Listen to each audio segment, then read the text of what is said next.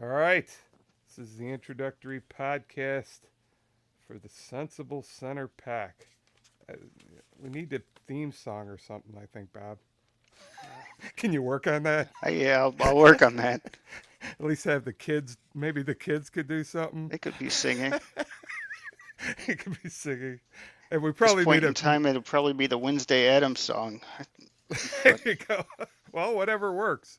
yeah, It's popular. We probably need a name at some point. yeah,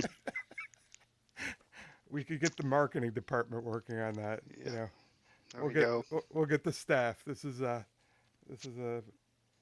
high level operation here. So I guess we'll just kind of introduce ourselves and kind of talk about the point of the podcast and kind of what our objective here is.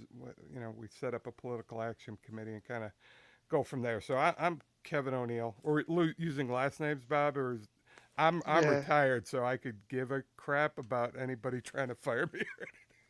there's probably enough Bob Carusos out there that That you could yeah, claim it's not you.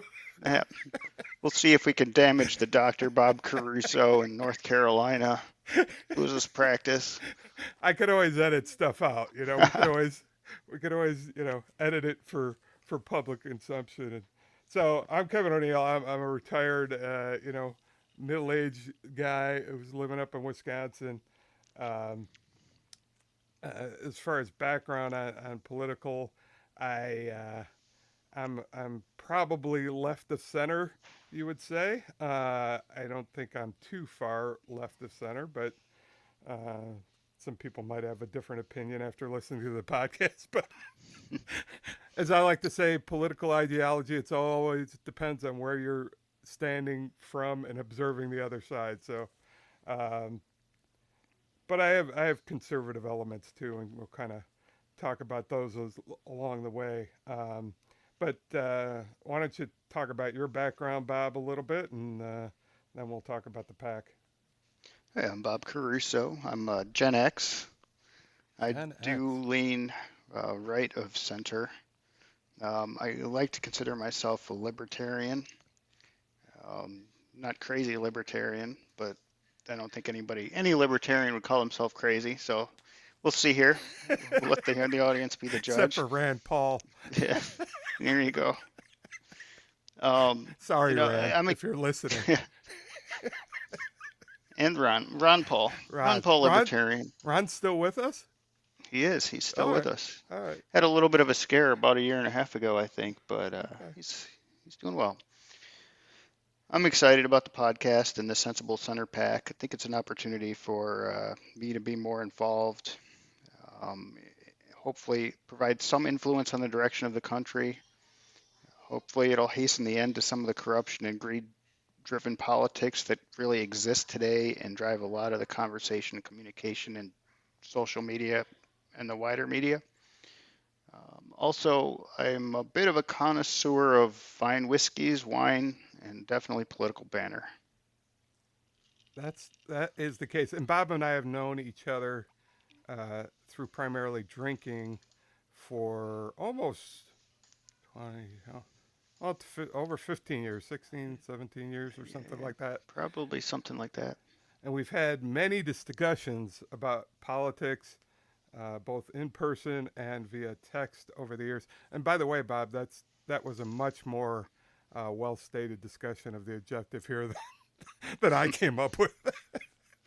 So kudos there. Did you write something down? That sounded like you read it off a script or something. I did take some notes. I took some notes here. Being the All right, first one, I wanted to kind of make sure that I wasn't falling flat on my face right out of the gate.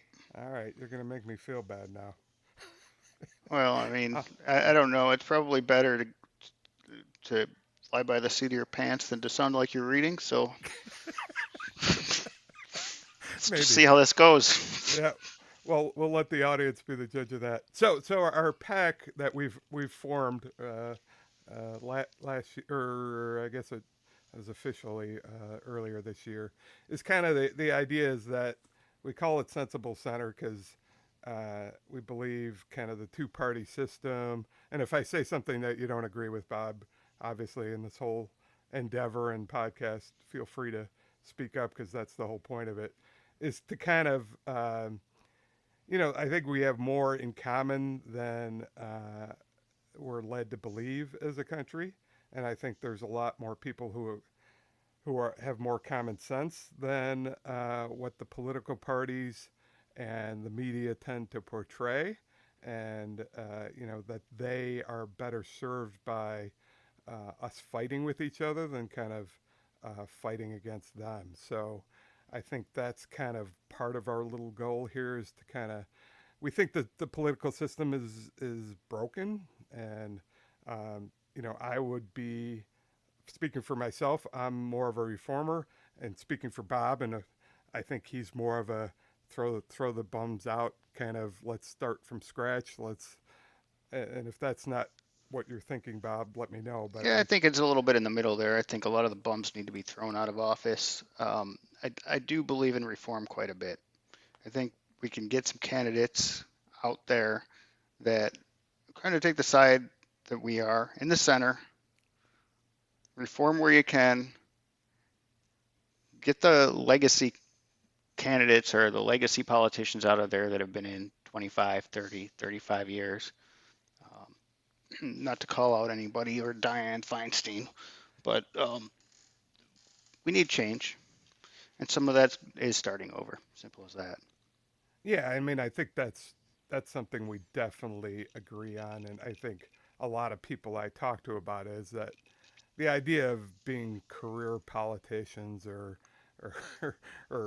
permanent fixtures in Washington and revolving door between the government and business and whatever other interests are out special interests are out there, uh, that's just got to end, and term limits is clearly one way to do it, and getting the money out is another way, and having better anti-corruption laws, and we'll get into all of these topics along the way as we do the podcast. And we have a website also for the pack. It's called sensible centerpack.com. We've got it up and running. There'll be additional information. We'll post podcasts there. The idea is to we'll start these podcasts with kind of general political discussion, more kind of current topics, and get a feel for our different backgrounds and views, or quote unquote hot takes on the latest news. And then eventually we'll get into talking more as we post different podcasts about topics such as whatever ranked choice voting or third party candidates or whatnot, and then even further as we get hopefully some funding and some events that we can get some supporters that the idea is to support candidates that take that kind of common sense reform type of view as their primary viewpoint, not being attached to any political party one way or another. Yeah, I think what I'm hoping this podcast turns into is an opportunity for people to hear us from different sides of the political spectrum talk through things. Maybe have a few drinks as we're doing it.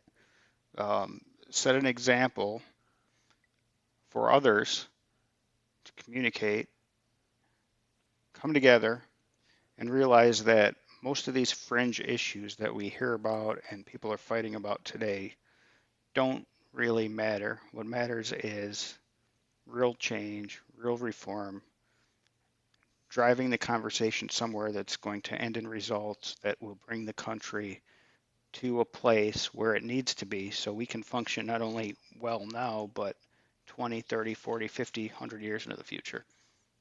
Absolutely, and and my general view, just talking to people, and I know you've talked to people all the time about these things, is that I think the country's ready for it.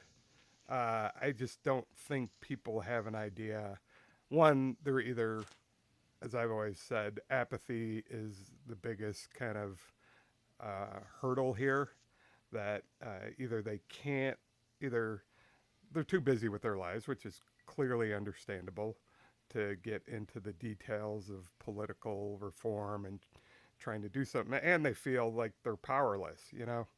Um, and clearly, two guys sitting in their, I'm in my basement, and Bob's in Tennessee, not to give away his location, and I'm in Wisconsin, um, uh, but I think our viewpoint is that I think if more people do this and push in the right direction and realize that they might have a bit of power, I think that's the only way social movements get going and only way real change happens. Because clearly, you're not gonna go up against the powers that be without creating some type of social change movement. And the only way to do it is to start having the discussions and trying to figure it out as you go along. And that's all we're trying to do here. We have no ambitions that we're going to change the world tomorrow, but I think it's just the process and the journey through it that we're beginning, and we hope other people join us, and we hope this podcast helps other people kind of understand where we're coming from and kind of join us along the way, and then I think we're generally two pretty bright guys, uh, and we just want to help that happen for the country. Um, you know, So should we touch on a few of the items that we're really focused on? This wouldn't be all encompassing, but I think supportive term limits is an yep, important one. Um, I think we all see the damage that can be done from long-term politicians in office. Um, they start to become more beholden to the lobbyist class than the general populace or those that elect them into office. right, Nonpartisan redistricting is also important. absolutely, Um, Definitely standing on that one. When you have long-term politicians in office, 20, 30 years, and they can write their own district, that's how they get their 20 or 30 years. And again, they're no longer beholden to those that have elected them or those that they should be representing. I mean, those two that you just mentioned, I think I don't. I've never had a discussion with anyone who doesn't believe in those two issues. I mean, to me, they're absolutely low hanging fruit, and I think they get us over 50% of the way there. Yeah, I Uh, think and the it, fact it that we don't have that is just astonishing at this point.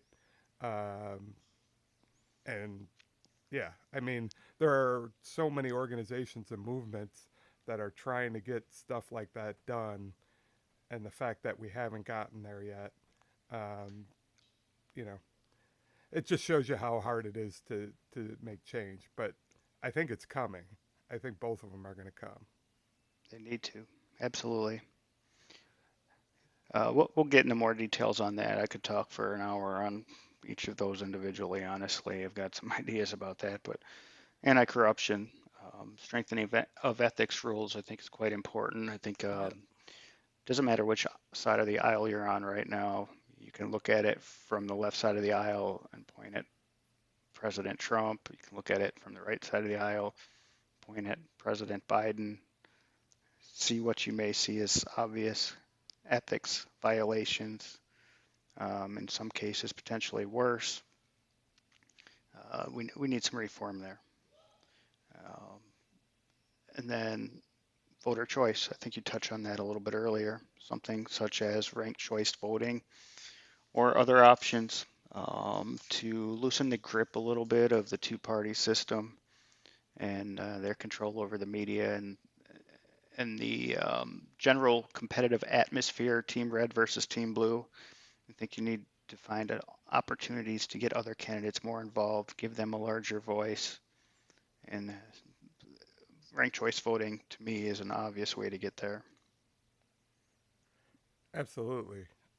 And I've always had money in politics. I think that's a little bit trickier issue because you get into free speech and things like that. And I've had discussions with people about that. But again, I think there's a place that we can all agree that we don't want our politicians bought going in. And so there's different things you could do without limiting speech so much. But the Supreme Court has basically ruled that speech is money at this point, and corporations are people, which I think we can kind of talk about that at some point too. It's how you end up with laws that have cutouts and loopholes and really become meaningless in the grand scheme of things because of long-term candidates who've had their coffers filled by individual companies or organizations for so long. It's become a machine, and again, the general populace just becomes removed from the equation altogether. It's Yep, awful. yep. They cut us out of the equation. We're not being represented. They they're representing other interests and special interests. Um, just kind of moving along. Bob mentioned that we both like a good drink, and that's going to be part of these podcasts too. You might notice me. Uh, we both fans of Bill Maher, and he's got an interesting podcast that he partakes of various things. We're just going to drink. I'm drinking some barrel bourbon tonight, which was aged in Sauterne barrels. So it's got a little bit even more sweetness than the typical. You can hear my glass clinking. A little more sweetness than the typical bourbon. But what are you drinking, Bob? I am drinking Wheeler's Raid Cigar Batch Bourbon. Look Wheeler's at Raid that. is a local distillery down here in Tennessee. Make some fantastic stuff. There's a plug for them. It's not paid, I promise. Um, so a cigar batch usually is finished in at least one barrel, sometimes two or three other barrels, such as Armagnac.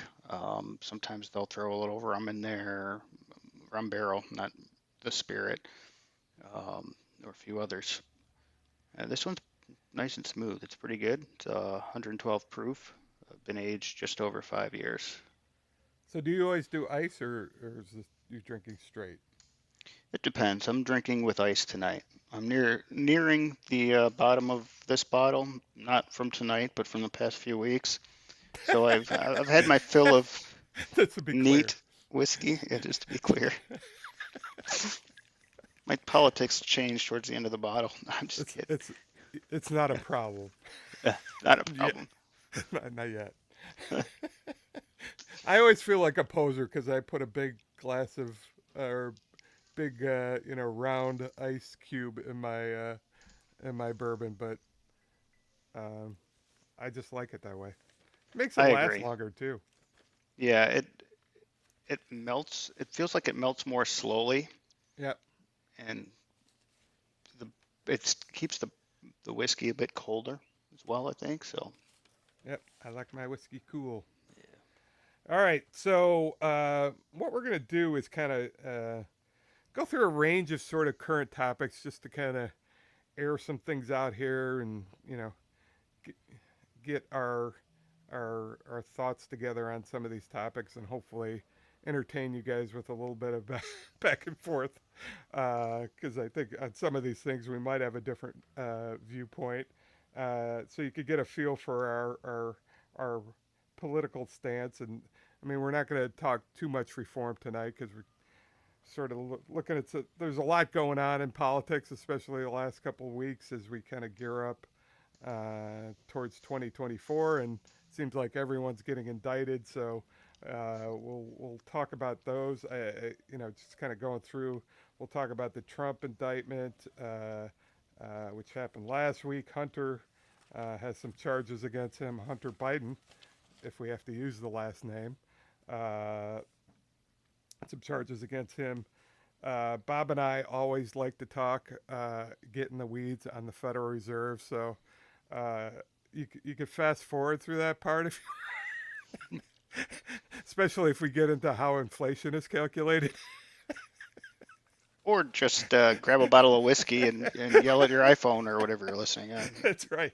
It will be better if you start drinking it right before that. So we'll give you a 10-minute notice so you could pause the podcast and then get something to alter your mind in some way before we do that. And then it always amuses me. I was just looking at you know, I got a tab open with the Republican field of contenders for 2024, and there's quite a number of those. So we'll talk about that list and kind of you know, Trump is clearly the ahead of everyone by a wide margin, and sort of what do these guys need to do to make a dent in that, or if it's possible at all. And then we'll talk about the other side too. So equal opportunity. We'll talk about Grandpa Joe and whether he should be in the race, or you know, whether he should go for the late retirement, so to speak. So that's kind of what we have on the list uh, for today. So why don't we kick it off with the Trump indictment? So I sort of read the indictment, and my take is, let me. There's a. Have you read the indictment at all? It's 40 some odd pages. Yeah, I didn't read 40 odd, just odd pages of indictment. I Yeah, read I read highlights from various sources. the I just have opened the first 2 pages here, and if nothing else, Trump entertains the hell out of me, right? He I is mean, hilarious. the guy is too much. He's Mhm. just too much. I mean, if it was, if it wasn't our country in the balance, you know, I watched The Apprentice. Deb got on me for I watched it until it wasn't on anymore because I find the guy pretty entertaining or amusing. I you know I said to various people the night after his one of his primary debates, the comment he made about Rosie O'Donnell, and everybody burst into laughter. I knew right then he was going to be president. I did, and people said there's no way, and I knew it right then. It's I mean, he's and he has that ability. It's just the ability. He's quick. He's got these jabs. He can turn a conversation around with something that you didn't, out of left field. Uh, and anybody going against him really still is going to have that issue, I think, with the possible exception of Biden. But I feel like Biden's got a machine behind him. oh yeah, I mean he's definitely quick. He definitely knows how to box people in. I mean it is whatever it is. It's a talent, and um, you know, towards the entertaining side of things. So within this is on page 2, and I think everyone's seen the boxes in the bathroom in the shower, but it's just funny to read it in an indictment. You know that they had boxes in the ballroom, a bathroom, a shower. Now I know Biden had his in his garage, Next but to his Corvette, maybe a yeah, few in the trunk. but remember, Trump's is in a public a public club, basically. Yeah, it's a private Biden, club. You, you would at least hope Biden has some security around his home, and I'm sure there's security around Mar-a-Lago, but you know, bedroom, storage room, and then the 2 specific instances where he's uh, and I think somebody said, well, was talking to another friend and like, well, what about Biden? Why or Obama? Or I mean, clearly we have an issue with classified documents and them ending up in places that they shouldn't be. It's another conversation whether we overclassify documents or what the issue is here.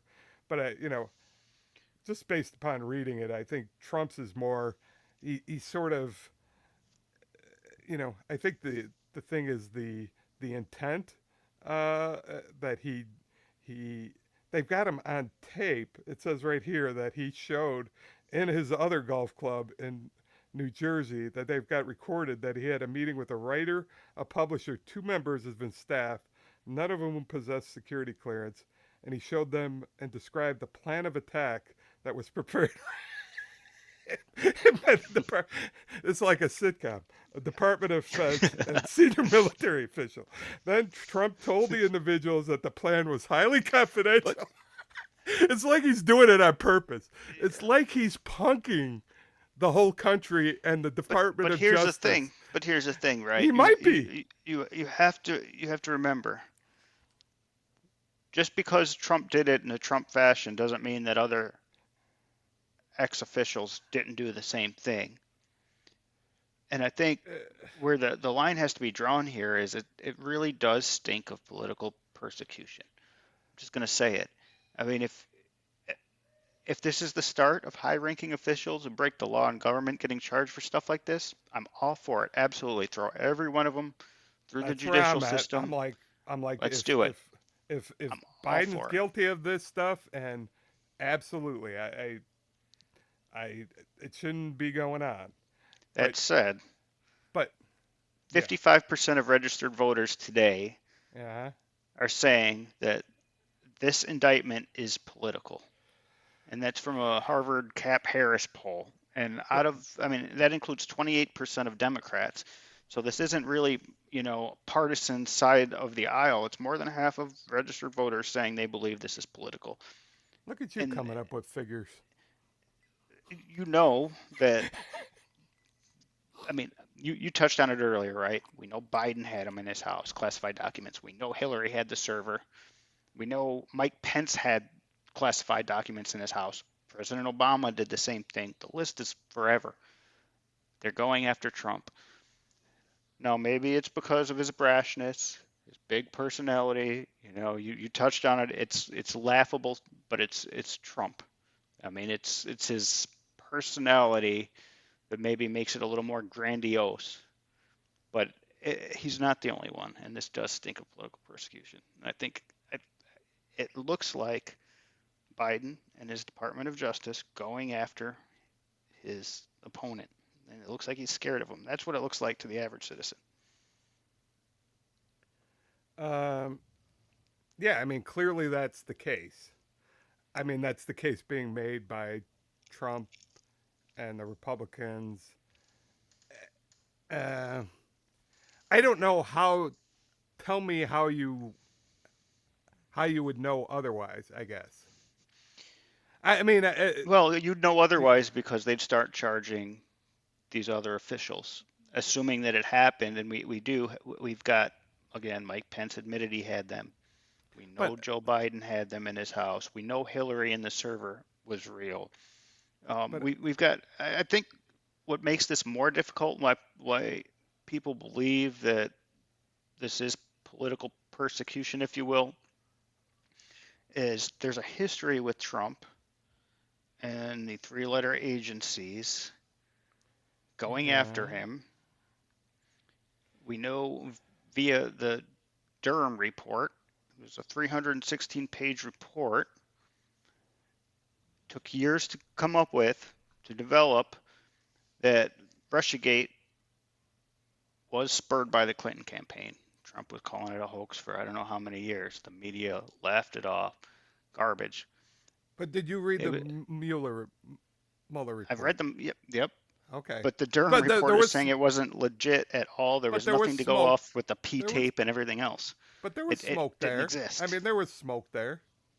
I read it. I mean, at least obstruction smoke, at the very least.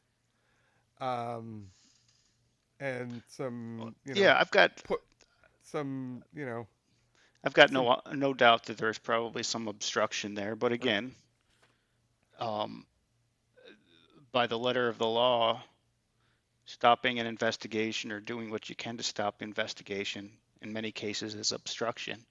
But again, there's reports out there right now, and I know we're about to get into this conversation that Biden's Department of Justice has stopped any significant investigation into the significant or more significant potential charges against Hunter Biden. yeah, but it can't Is all that go obstruction? it can't all go one side, right? I mean, if it's political, why isn't hell? You're actually going to posit that Trump, who ran on lock her up, somehow pulled back and said, "Oh, I can't politically prosecute her." It was his campaign promise, and she there were no charges filed against her. Do you think that that's what I'm saying? I think it's a matter. I understand what you're saying. It, we It's have to be very. perception. How We do you have to prove be it? very. We have to be.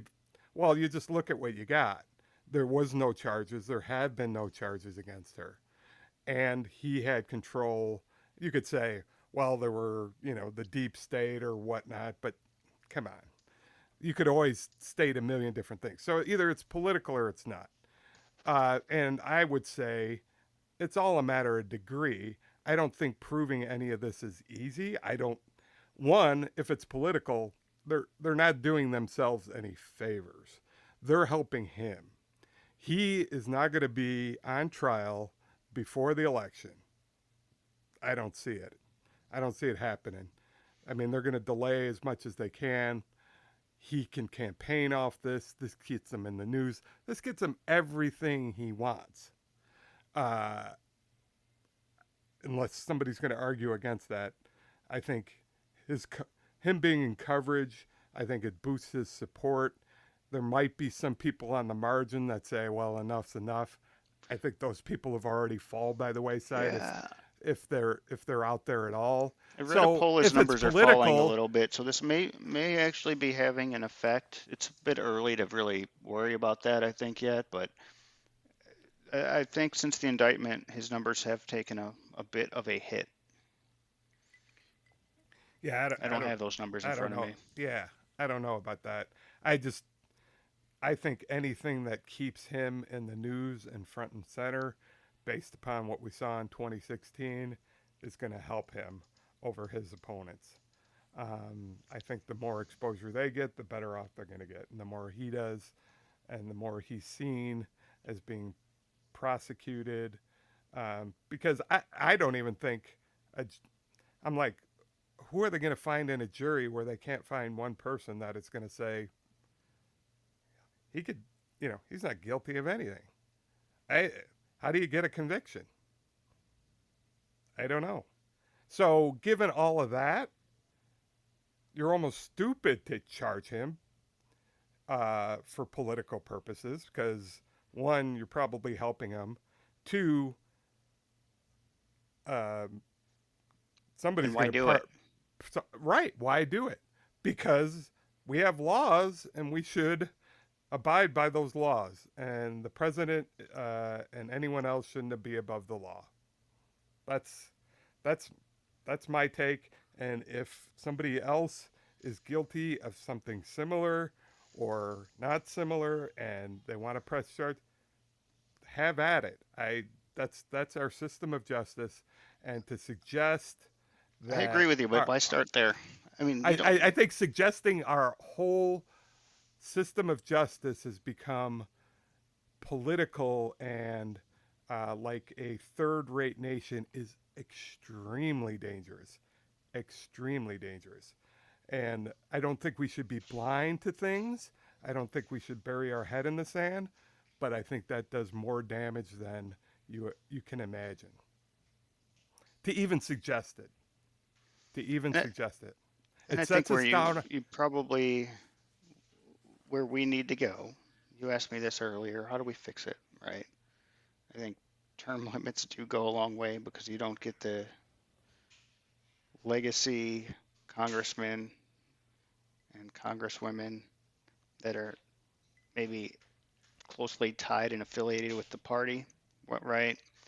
And also, I think we need to get to a point where those in um, appointed positions within these government bureaucratic agencies have term limits as well. So you can't be a lifetime Department of Justice or other high level agency official. It just there's there's too much opportunity there for exploiting a situation or for I can't think of the term I want to use, which is awful, but for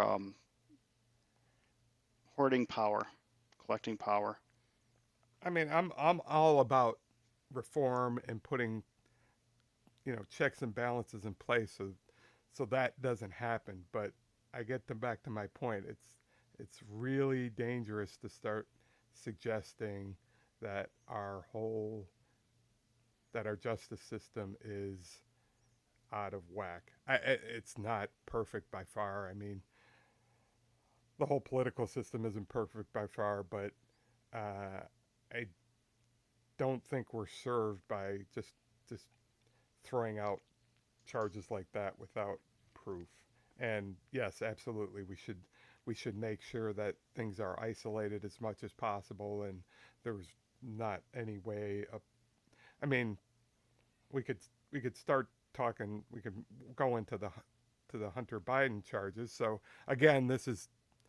again, people are suggesting this is a political, uh, sort of on the other way now, that he got a light take because of politics versus heavier charges, and the U.S. attorney says the case is still open, but I guess they always say that, and I think the White House and everyone else thinks that this is going to be the last we hear of this. I have no idea, but the Feels U.S. like a attorney, token indictment to me. yeah, but the U.S. attorney that charged him was Trump appointed.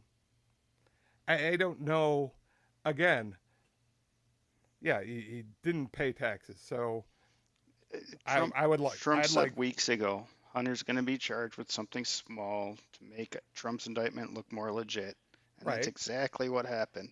The timing is Specifically with suspicious. the pistol charge. I mean, look at the pistol charge. He's not even going to go to court over it. He's going to go to some sort of treatment center, and they're going to call that even. Common man, you or I, does that. Do you think we get that same treatment through a court? Just Well, that's what are that's the different chances? than a political. That's But it different is than a political political. because there's an election coming, But that's right? different than a political argument. I would say wealthy and people of influence always have an easier time through our judicial system. I, if we got suggestions how to get around that, I mean, they have easier time getting in college. I mean, there's just advantages that they have. Um, I don't, I'm all about trying to level the playing field as much as we can. But to suggest that there was somehow a thumb placed on the U.S. attorney to give Hunter a lighter sentence, a U.S. attorney that again is Trump appointed. There's been I think there's a special counsel also involved. I don't think Merrick Garland has much to do with this. I mean, you could believe it or not, but I just don't. Yeah, to me, on the face of it, with especially the tax charges, I don't. I guess the gun possession is a felony, but I think it was only like 7 days or I don't know. I was reading a little bit about it, but the tax thing, you didn't pay $1.5 million in taxes, and you're.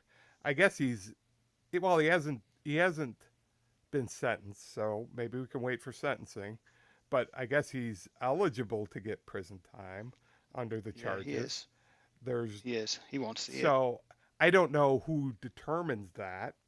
He's going to Uh, get a second appointment for Burisma. Is what's going to happen.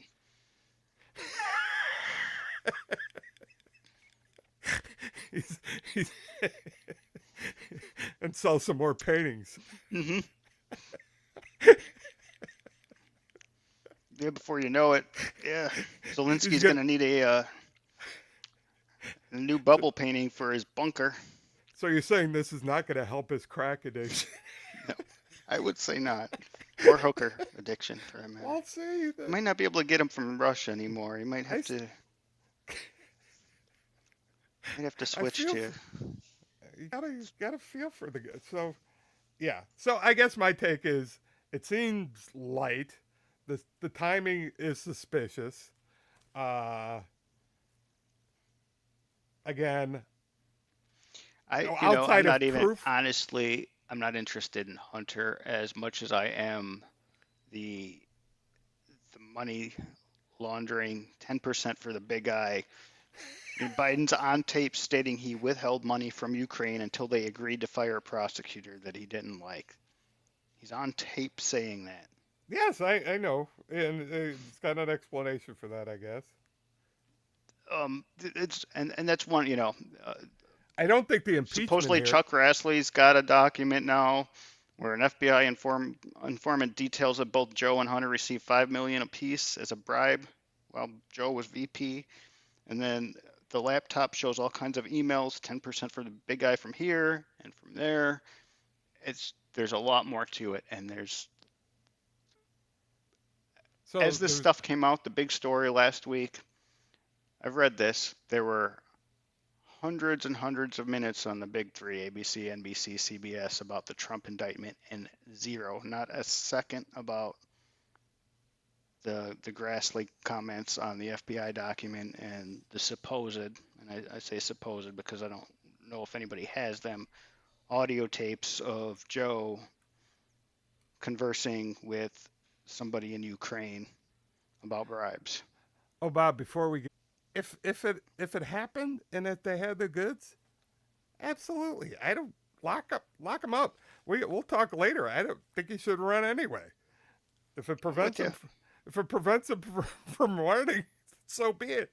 I I have no, I No have more of this from anybody. I no don't more care of it what for side of the aisle anyone. they're on. No. It's ridiculous that some people take sides and you know I hey, if they did it, all I could look at is what's being charged, and it seems sometimes convenient to say it's all one side. Um, but absolutely have at it. Um, I Hey, and just that's don't. fair. I mean, I it just is. don't.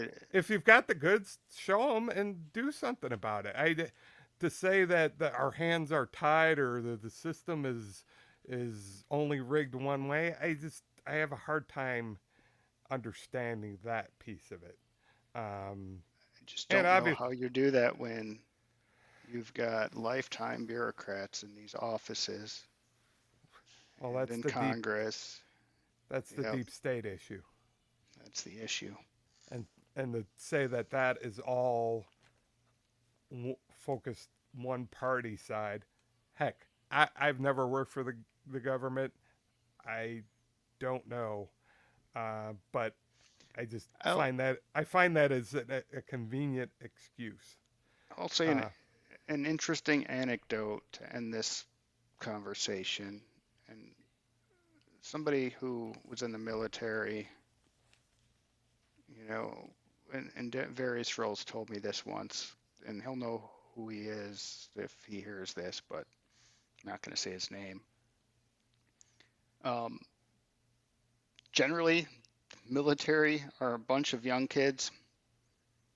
A lot of the people in government aren't that smart, and it would be nearly impossible for them to have these huge conspiracies dreamed up and put into action. Think that's about the coordination that would take for a bunch of generally young kids in government and the CIA, FBI, everything else, be able to put them in action and make them work. They don't know what they're doing, as that's it that's is. that's another factor. Yes. Uh, I mean, it's just convenient to have these theories and conspiracies and whatever, but it's harder to actually show that it's occurring. I mean, it's great if people want to scout out that stuff, and we should make sure our government is not involved in playing sides, and absolutely, I'm all for that. Like I said, if there's reforms and stuff that can be put in place, let's do it.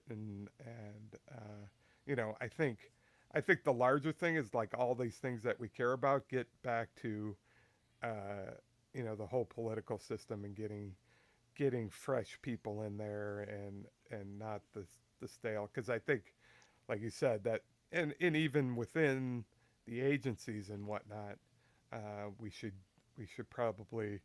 I know that tenure and things like that.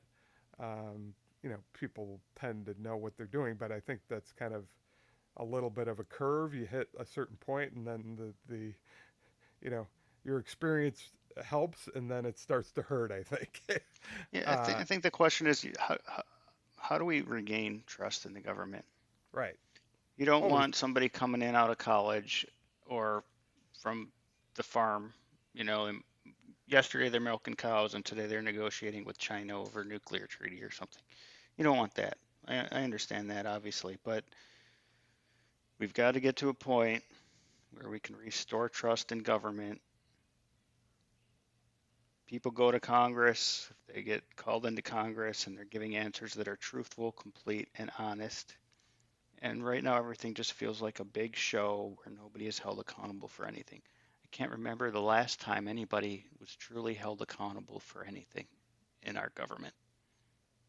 well, they'll say elections are how we hold our politicians accountable, but I think people will generally see that as not not as a rigged system, but as a system that's not serving that purpose anymore. Um, People get pardoned when they do break the law, and then they end up with some government job that's paying $250,000 a year. yep, it shouldn't be. So speaking about trust in government, let's turn to the Federal Reserve, and Bob, I think he's applied for jobs at the Fed before, and they've rejected him, so he's a little bit bitter in regards to the Fed and a little bit suspicious of their motives. So, Chief and me, shutdown and cancellation czar. and me, I am a long time uh, finance and banking person, so I have a little bit more trust in the system. So you'll hear that sort of throughout. I'm I'm not a big government guy, but I believe that things do still serve a purpose, and we take a lot of it for granted. Uh, some of the time, especially when if we don't look at other countries and what has happened to them. Uh, and yes, you're right, Bob. We have a 30 plus $1 trillion debt. And the Federal Right Reserve now, has plenty of bonds on its books. So yeah, it's might be a little bit shaky, but we'll right work now our they're way out doing of a it. good job of getting us deeper into the mess they got us in. I'll give them that. I Who? expected over the Fed. I expected over the last 6 months for the economy to take a real negative turn, and uh, back in the Obama years, actually the late Bush years, quantitative easing, and QE1, QE2. I think we had QE3. I knew it was going to be a mess then, and that really has gotten us to where we're at now. Just So over the just last, go ahead, go ahead. well, I just want to explain for people who might not understand quantitative easing, kind of in a simple term here, without getting too much into the weeds. It's basically the Federal Reserve expanding their balance sheet. So, in case you don't know, the Federal Reserve actually purchases U.S. Treasuries and some other debt and bond obligations sometimes. Mortgage-backed securities. Right, Yeah. to support the markets, so to speak, right, and to keep the the the wheels turning in the economy, and so Soon to be basically, commercial real estate. yes, basically, they have the power to do that, and what that means is they introduce money into the system. They don't need to print it anymore. It's all electronic, thank God. Otherwise, the printing presses would literally fall off, and Explode. we'd have to we'd have to replace them. And so that gets into the whole debt ceiling. But basically, the easing, quantitative easing is the way the Fed. They have two ways to do it. I mean, there's the interest rate setting the Fed funds rate, which kind of flows through the system through various, your mortgage, and not directly, but there's the prime rate that banks set through what the Fed funds rate is, and all of this more technical stuff. But they also have the ability to kind of to put money into the system by buying even treasuries and mortgages, as Bob has indicated, to kind of continue to support the system. So I think we're in a tightening phase more than an easing phase, which is where we should be. I'm with you. I'm sort of amazed at, uh, I mean, they call it a soft landing, that we haven't hit hard yet. Um, there seems to be resiliency, especially when you look at other countries that have kind of been dealing with the whole, inflation, COVID thing that we have. Generally, we've been doing better. Whether that's because we've kind of continued to raise our debt limit and introduce spending, and which has driven inflation and all that stuff. But again, they measure inflation in other countries. They have an unemployment, and you know we've got a pretty strong labor market from everything I've heard. I don't think that's fake. I haven't heard too many people losing their jobs, and I see plenty of help wanted signs everywhere. So I don't think that's necessarily fake. The inflation, you could talk about it, whether inflation's higher and how inflation is calculated, but clearly we've had a stronger bout of inflation than in our adult lives. Can we Uh, agree that inflation wasn't transitory? I mean, we could start uh, there, right? yes, yes, it definitely was that. I was on. I'll admit and I've got an economic background, so I was with the Fed, and you might. I don't know if that was. You're not saying the Fed was being political at that stage, were you? No, I'm saying they're Okay, just they completely just got it wrong. wrong. They got it wrong, Yeah. and so did I. I mean, I guess. Well, clearly I would We were say. printing money. We Well, printed more money in the last 3 years, I think, than we did yeah. in previous history. Here's what I would say on my analysis. I thought it would peak lower and go away quicker. Um, I think Biden's last COVID bill was a complete mistake. I think that contributed a lot to it. We could talk about the second round, or whether we should have deferred student loan payments as long as we did. Uh, Trump's budgets were way too big too, and right. Trump's bailout shouldn't have happened either. Yeah, you had the tax cuts in there. I mean, that all serves as additional stimulus. Um, we did. That being said, we did make it through. There was a pandemic. You can't ignore that fact, and it's easy to But play. the Fed It's was easy to play. dropping rates on top of all that spending. We dropped rates to near zero, right? But we they were yeah, they were negligible or nominal for an extended period of time. Um, absolutely. There Through was the talk, Obama. and to the Fed's credit, they didn't go below zero, but I think some of the economies in Europe or the central banks in Europe actually ran the rates below zero. Yep, absolutely. There were negative, and you knew that can't last, and that was going to cause problems. That being said, uh, we didn't see. Well, you'll say that they calculated differently, but we didn't see inflation as high as we did uh, in the late 70s, early 90s. We had a war uh, that has contributed to at least the energy prices here, if not other things. Um, Add that to the pandemic, and something we haven't dealt with in 100 years. Um, I don't see many people losing their homes. I don't see interest rates skyrocketing. I don't see people with wheelbarrows going to the grocery store. I don't see food lines. I was actually So, surprised when so how I bad are we? was doing some research today, and to buy $100 of 2019's food today, it'll cost you about $119, $118.73. So that's it's about an 18% increase in food from 2019, which 4 years. isn't, Yeah, it's not as bad as it seems. Although if you consider medium wage, they're up about 13%. So the average consumer is losing about 5% there.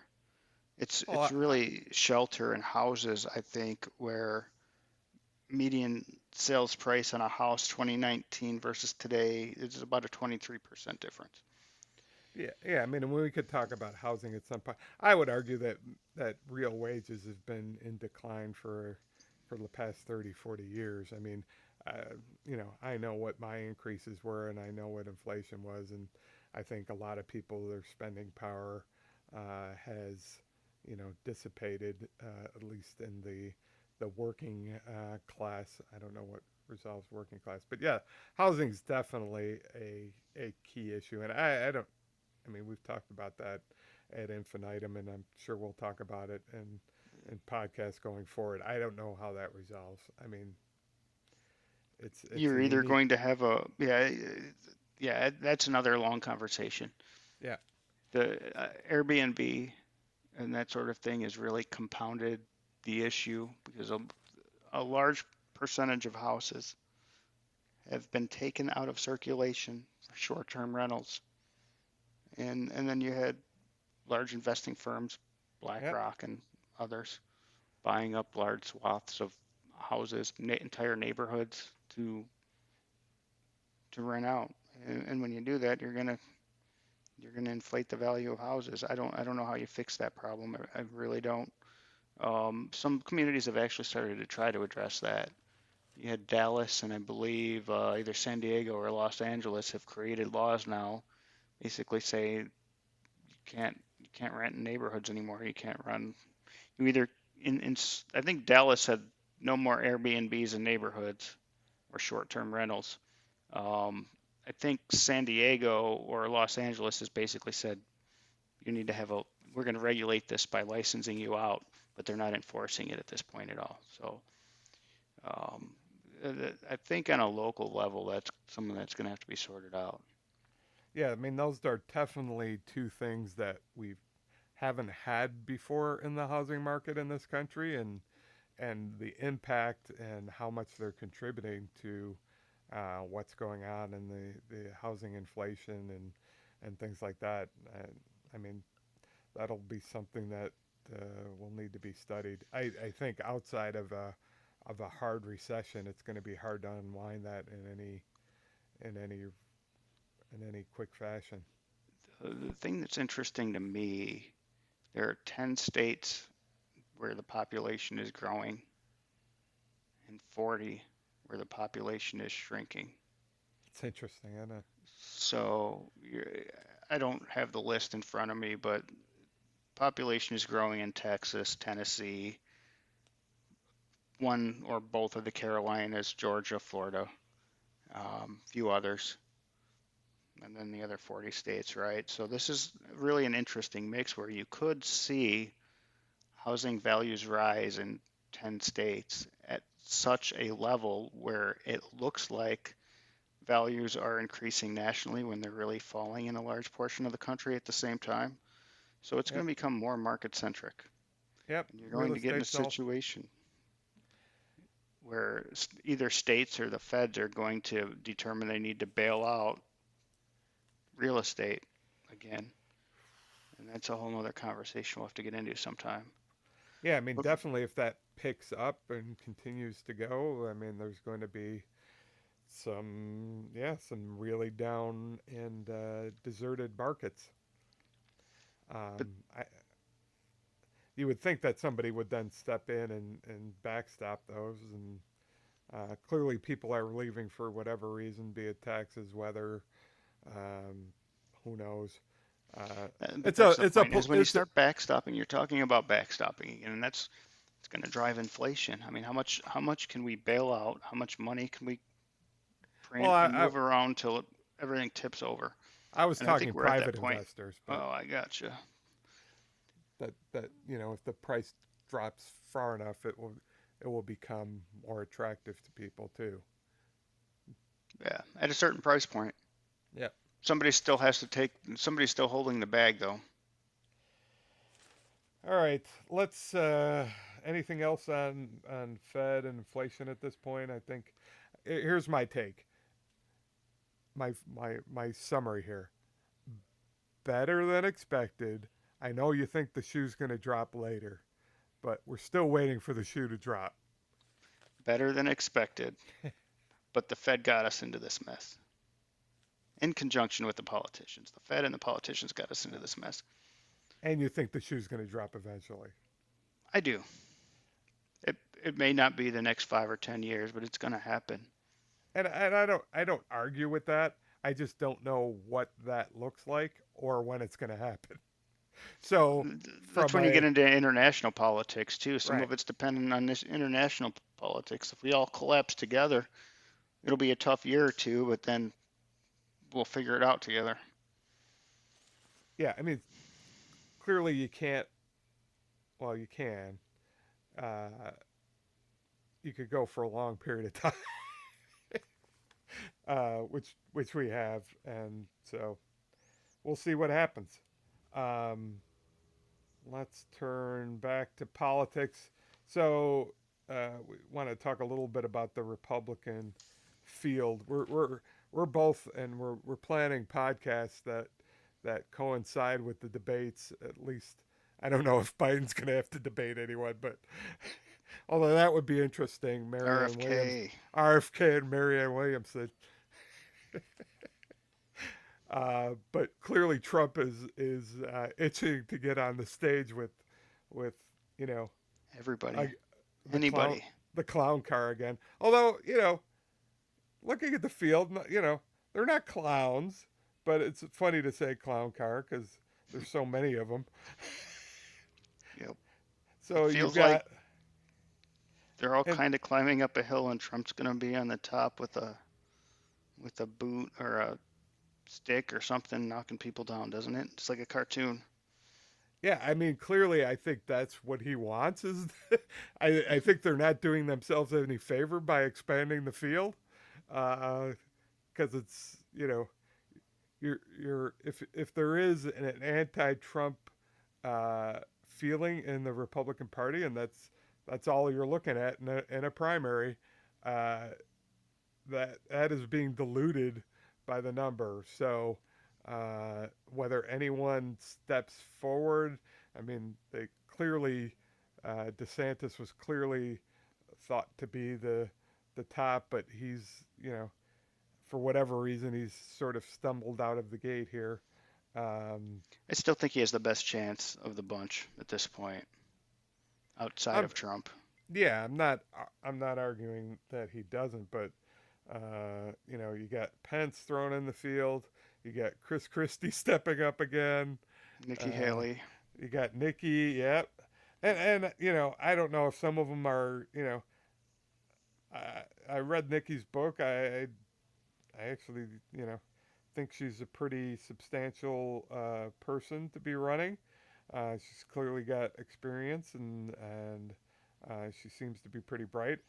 I don't know if she's running for vice president because I read her book and she had nothing untoward to say about Mr. Trump.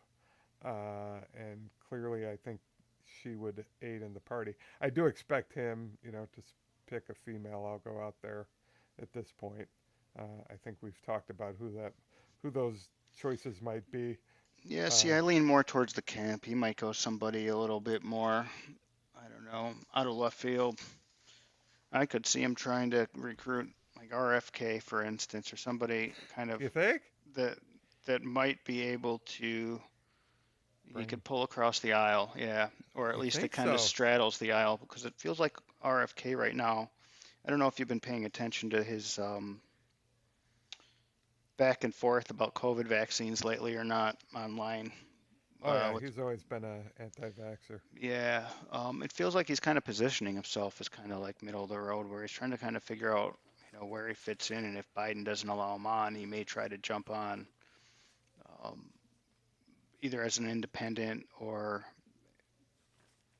at least as a maybe a Republican light, if you will. And if that's the case, I see opportunity for Trump to say, this guy is a Kennedy, he's got a history with the Democrat Party.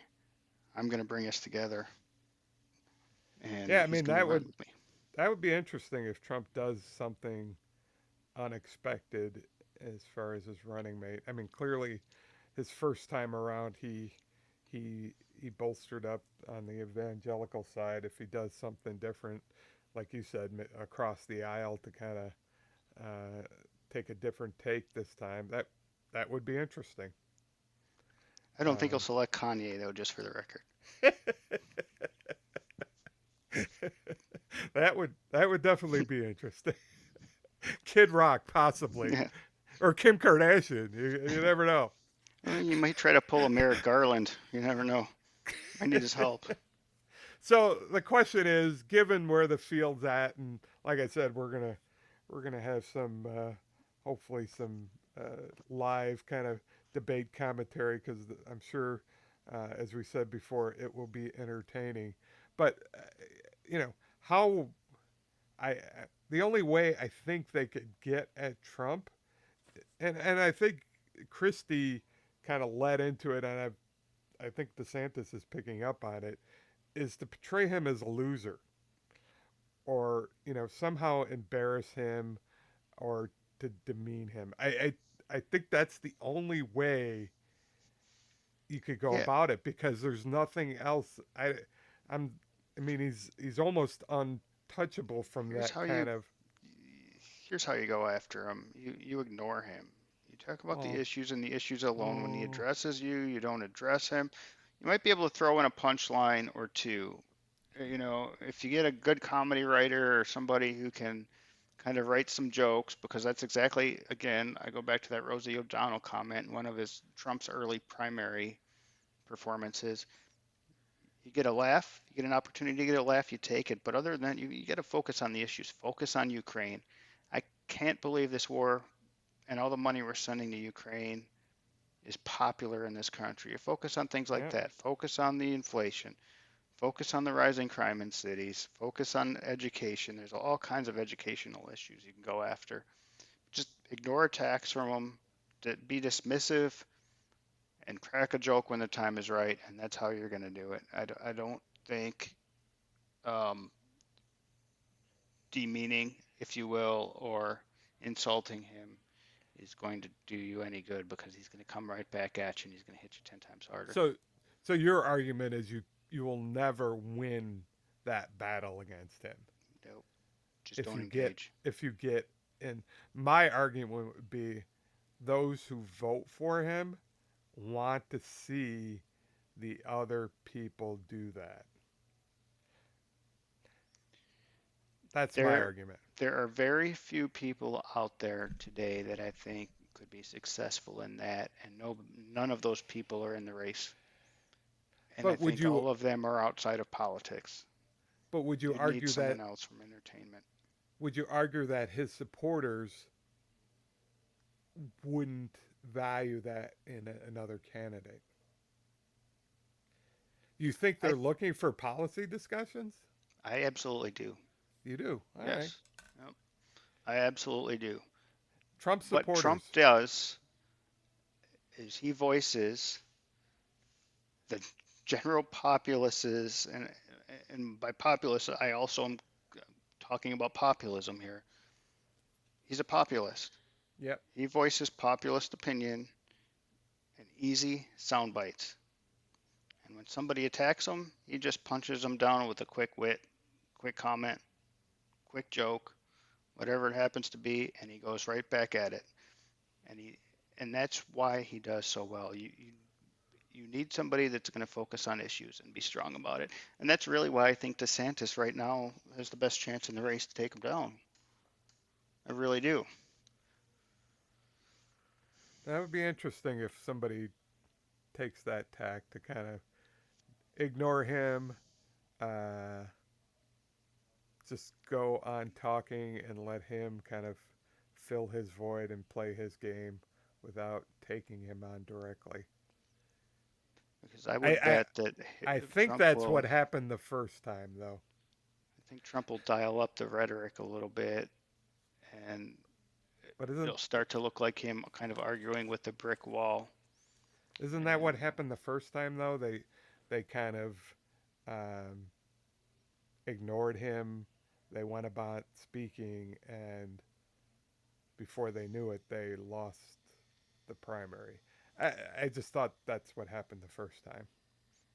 I don't know. I mean, we go back to the Biden Trump election. Biden addressed Trump pretty directly. Um, Yeah, Biden. I'm talking about the primary and the yeah, I Republican mean, primary. yeah. So you had Rand Paul take a couple shots at him early on. Absolutely. Um, I don't know that there was anybody in that election who was strong on the issues. I don't think it was that they ignored him. I think they tried to find a way to go after him and they weren't effective in doing so. But I also don't think there was anybody that was terribly strong on the issues. Outside of Rand Paul, I've always thought he's been pretty solid Republican. I mean, he's done some things overall over time that I haven't liked, but generally speaking, I think he's been solid on issues. He's just not good at vocalizing those issues. You got to be strong on all those things. You got to be strong on the issues. You got to be strong at communicating the issues, and it's got to be in a manner that hits home for people. That's right. And the hair issue with him and Trump are, Yeah, you know, that's true. They could just switch fake hair. Same so guy. so I guess we'll see as we get further in the election where they end up going in regards to trying to attack him. But I think we're both in agreement now that it's going to be a very uphill battle to. I think you're a little bit more um, uh, positive on maybe somebody coming through, but at this point, I don't see it. Yeah, I think it's too early to really get a feel for that, honestly. Maybe a month or two out from primary season, I would start to consider it. They don't start primary debates till probably early next year, right? Early 2024. Primary debates. I think there's one in August in Oh, Milwaukee. is They're there that starting. early? Yeah. Oh, wow. That's So soon. we're gonna get that podcast done soon. Yeah, we better get Yeah, started. I think they're doing the first, quote unquote, down the street from me, because I think they're having their convention in Milwaukee this year too. So Oh, that's that'll be that'll be fun. gotta say I'm excited for that. I love primary season. We're strange that way, Bob. Oh man, I love All primary right, season. Nothing better. with the goal of not going too long and boring people to death that they've turned us off and we're just talking to ourselves at this point. Let's go to Biden and kind of wrap up on that. I think we're based upon our other discussions. I think we both think that he shouldn't be running. Is that correct? You don't think he should have ever ran, but I lost you there, Kevin. Can you hear me? oh, yeah, I can hear you. You said let's go Oh, to Biden, yeah, and let's go to then Biden. Um, I think we're both of the opinion that he shouldn't be running. Is that right? I agree. Yeah, absolutely. He should not be running. And you know, I mean, there's the age thing. I, I, to me, I yes, you want a president on top of his game, so to speak. I think he's always been a gaff filled person. Um, I don't know if it's changed since he's gotten elected or not. Obviously, the being the president of the United States is a very stressful job, and it ages you, and I'm sure it's aged him. Um, you know, when he ran, I wasn't a supporter of his. I thought there were other people in the field. So I would have hoped somebody else will step up, or that he would have stepped aside and let someone else go. That being said, it seems again like last time the party believes that he's the only person that can take on Donald Trump. It's a little bit of weekend at Bernie's thing, but they're gonna go for it in weekend at Bernie's too, and uh, and, and we're Yeah, gonna roll the. I don't expect him to run much of a campaign. I think he's going to do about what he did last time. He's not going to be out on the campaign Yep. trail much. He may show up to a debate. I doubt in a general election he even shows up to a debate against Trump if Trump ends up being the candidate. But I don't think they see anybody else who can kind of run against him. Um, Kamala's not it. They wanted her to be it. Um, who do you put up there? I think you'll see a wide variety of candidates in 2028. I think you'll see AOC run, and I think she'll probably make a lot of noise. You probably see Bernie run again. You'll see probably RFK in there, but I don't think any of those candidates at this point are well positioned to run against Donald Trump, and I think the party knows that. Yeah, I mean that's to me a sad state of affairs to say the Yeah, least. That this is where we're at again, and barring any barring prison or the graveyard, we're yeah. we're, we're heading towards a Rocky two or yeah, it's Yeah. distressing. And it'll be interesting if we get there to see if you generate the foot traffic in the polls that you did last time, because we had record voters last time. And I'm not sure if the country, generally speaking, will be as pumped to pick a side and to vote the way they were the last time. Sequels never do as good as the original, No. and I think this is going to be a sequel that's going to. I agree. I just don't see the level of enthusiasm for that on either side for that being uh, other than just people feeling that they need to get out to vote against the other side, which is a sad state of affairs. And the question in my mind, is one is okay, is it Trump? Two, what's the economy look like a year from now? Yep, You know, I definitely think if it goes down, Biden's in, you know, and trouble. you would argue that that's more likely than not. I mean, it's more likely that it's gonna, you know, go sideways rather than take a trajectory. But who knows? Um, but I would think people would bet on it at least going sideways at some point during the election year. But we'll see. But yeah, that's kind of where we're at. So I don't think we'll be covering Democratic debates like you said. It will be all on the other side of the spectrum. Um, but hopefully that will be entertainment enough for us. Yeah, well, we should definitely have pre and post debate podcasts, even if it's a 15-minute or half an hour quick conversation. Yep. And it should be fun. Yep. You got anything else? Because we're at like an hour 20. Yeah, I The think sponsors, the sponsors are going to be happy once we get them. I will call this a successful first run.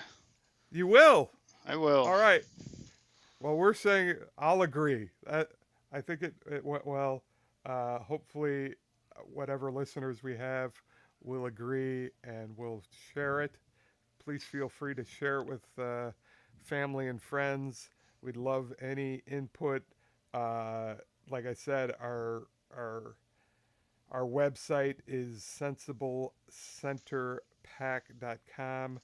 This will be posted hopefully to that soon, and we'll have some contact ways for you to contact us and give us feedback and your thoughts. And like I said, we'll continue to build that out, and as we kind of figure our way here, we'd love to have you guys along for the journey. So hope you enjoyed the podcast. Thanks for the time, and thanks for listening. And we'll talk to you soon, Bob. Talk to you soon. Thanks all. Bye.